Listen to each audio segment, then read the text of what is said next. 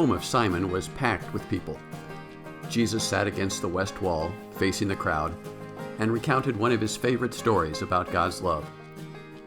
The disciples were stationed nearby to ensure that no one pressed in too close as Jesus was trying to speak.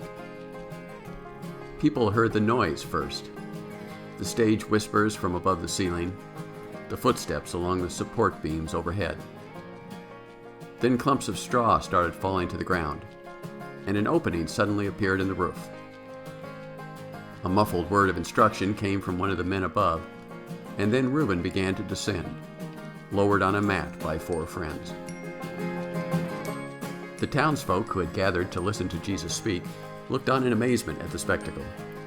The disciples, outflanked by the clever maneuver, shook their heads in disbelief and hopped up to help bring the paralyzed man down safely. Reuben could not help but smile as he made his grand and ridiculous entrance. And Jesus happily welcomed and healed the unexpected guest. Quietly hidden from view were the 4 friends on the roof. They are an inspiring cohort. Without them, the crazy scheme and wonderful miracle would have never taken place. The 4 were faithful friends of Reuben.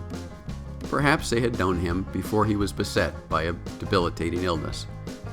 They shared his frustration as the infirmity grew worse, offered him whatever help and support they could, and regularly stopped by his home to visit. When Reuben was up to it, his friends would take him to services at the synagogue, dinner celebrations with their families, or shopping excursions at the open-air market. Naturally, when the 4 heard that Jesus was in town, they convinced Reuben to seek his help and volunteered to provide the transport. Simon's jam-packed house did not deter them. Seeking a cure for their friend was just too important. The 4 friends were anything but deferential, patient, and well-behaved. While those are admirable qualities in many situations, sometimes we need to throw convention out the window. I imagine that Jesus looked up at the friends with an appreciative smile on his face. He wasn't worried about the interruption to his talk, the bedlam the stunt created, or the gaping hole in poor Simon's roof.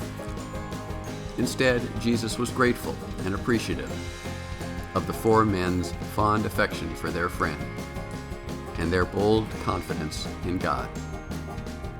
May we all be loyal and faith-filled friends like that.